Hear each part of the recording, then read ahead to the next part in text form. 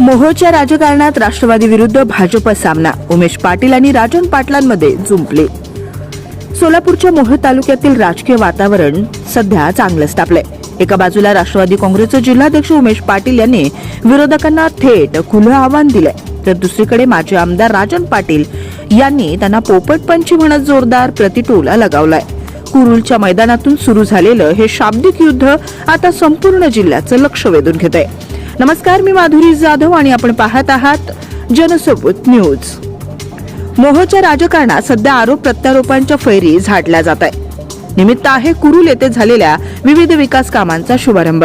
राष्ट्रवादी काँग्रेसचे जिल्हाध्यक्ष उमेश पाटील यांनी आक्रमक पवित्रा घेत विरोधकांना थेट चॅलेंज दिले. उमेश पाटील म्हणाले, गेल्या 40 वर्षापासून केवळ विकासाच्या नावानं खोट्या घोषणा करण्यात आल्या.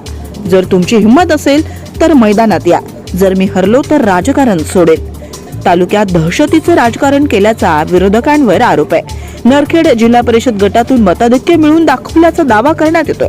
उमेश पाटलांच्या या आव्हानाला काही वेळातच माजी आमदार राजन पाटील यांनी सडेतोड उत्तर दिलं.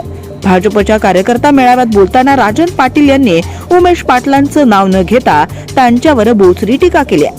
सकाळपासून संध्याकाळपर्यंत केवळ पोपटपंची करून लोकांचं मनोरंजन करणं हाच काही नेत्यांचा धंदा आहे, असा टोला त्यांनी लगावलाय. कुरुलच्या सुज्ञ जनतेला कोणीही भूलथापा देऊ शकत नाही. स्वतःचं कर्तृत्व शून्य, फक्त दुसऱ्यांवर टीका करण्यात धन्यता आहे.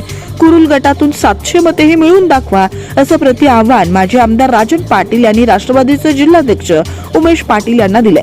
तर उमेश पाटील म्हणाले की आमच्याकडे कोणत्याही मोठ्या संस्था नाहीत, पण आम्ही लोकांच्या कामासाठी कटिबद्ध आहोत, असं म्हणत त्यांनी राजन पाटलांच्या वर्चस्वाला धक्का देण्याचा प्रयत्न केला.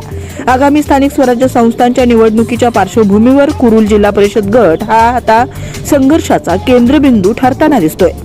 एकीकडे राजकारण सोडण्याची भाषा आणि दुसरीकडे पोपटपंच म्हणत उडवलेली खिल्ली, यामुळे मोहोळमध्ये आता अनगर विरुद्ध बाकी सर्व असा सामना रंगणार असल्याचं चित्र स्पष्ट आहे.